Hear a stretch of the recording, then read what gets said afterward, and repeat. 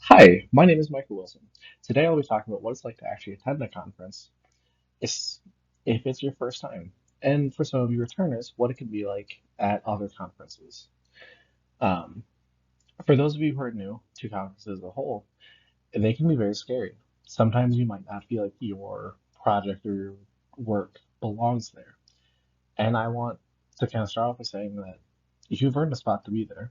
Either you have applied or you've worked hard enough to give yourself the opportunity to apply to a conference. In either case, you care about your project. You believe it's worth showing to other people. And that means it belongs. So to highlight a few things, the first thing I'll talk about is the types of conferences that you can attend. Um, so largely depends on your own major, but they can be anything from film festivals for things like video production majors, academic and art conferences, for STEM and human science, um, students in these STEM and human science colleges, but you can also go to things like game development conferences. Um, it all largely depends on what your major is, although there are some conferences that are cross-disciplinary. The National Conference on Undergraduate Research is a great example of this, where it brings in majors from art, psychology, social sciences, engineering, biology, things like that. All of that has representation. And as you can kind of see in the photo on this page, all of the people there are all doing poster presentations. I'll talk a little bit more about that in the next slide. But essentially, it's a one-on-one group interaction, a one-on-one interaction, just explaining what your project was about and then the implications for it. These tend to be very short, maybe 2 to 3 minutes long, but sometimes they go a bit longer as people have more questions.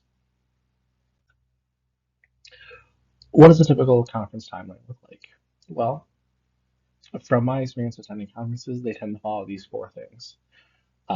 You'll start your experience at a conference with registration and check-in.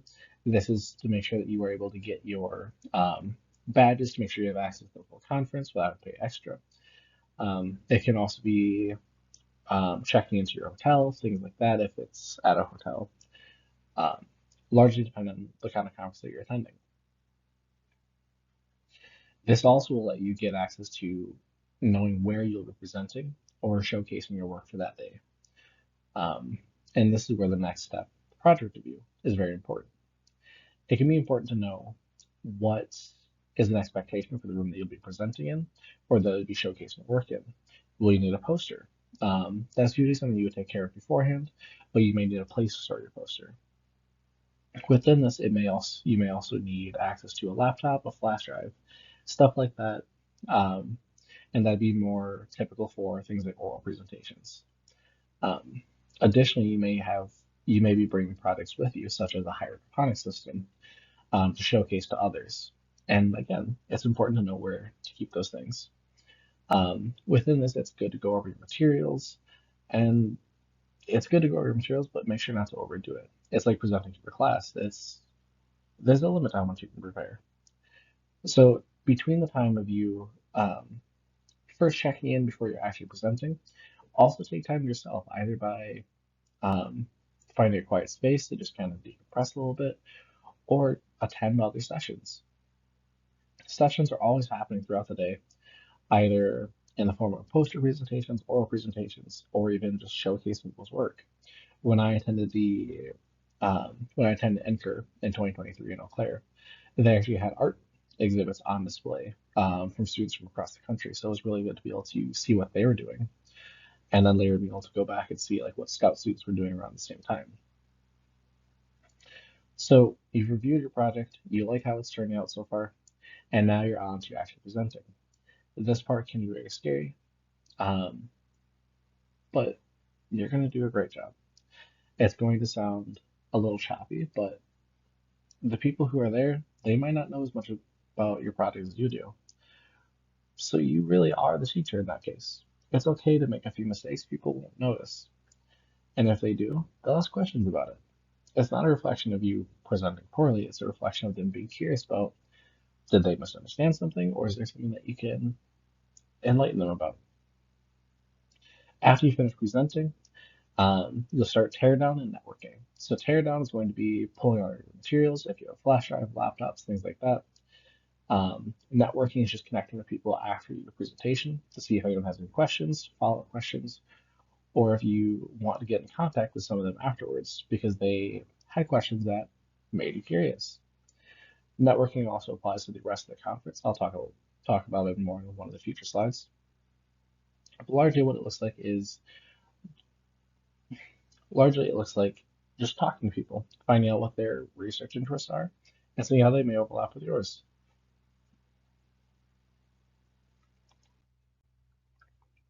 Presentation formats. I've already talked a little bit about some of these, but in the case of oral presentations, it's what you've largely experienced through some of your college classes. It's essentially you giving a PowerPoint presentation or some kind of interactive presentation in front of a classroom of people. There can be anywhere from 5 to 15 people in there. So again, it is very much like presenting to a class. Poster presentations, as you've seen on one of the earlier slides, is largely just talking one-on-one, maybe even in very small groups of 2 to 3 people, um, about the results of your project. Project demonstrations can be in the form of demonstrating um, how something works. So in the past, I've seen things like hydroponic systems, some mechanical systems for computer programming, things like that, being showcased at conferences.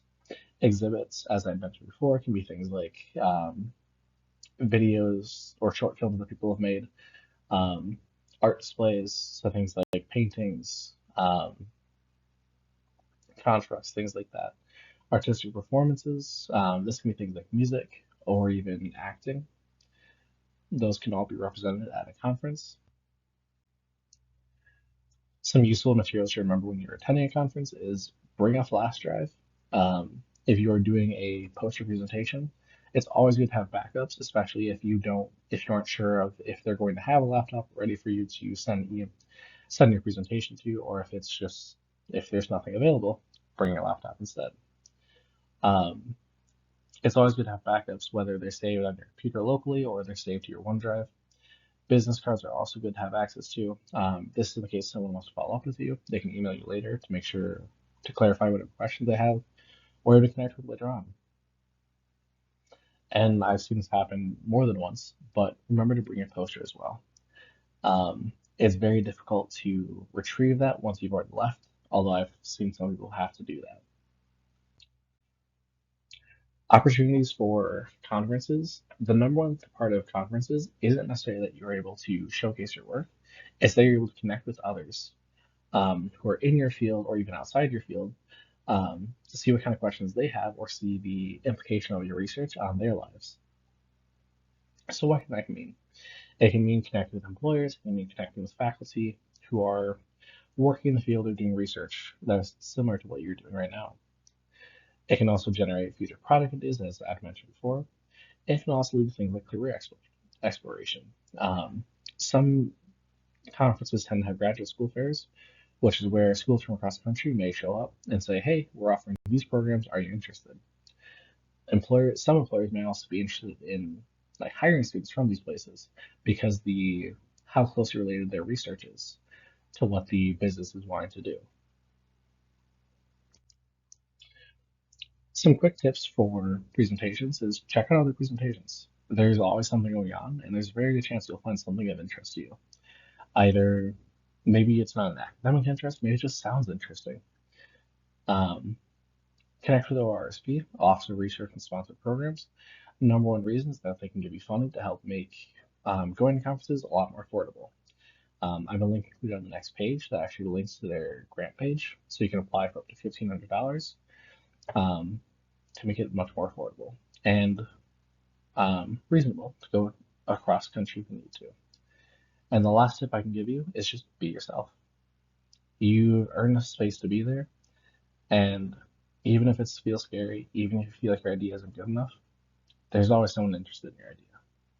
That's why you're accepted to the conference. That's why you've invested the amount of time that you have into your projects. You've got this.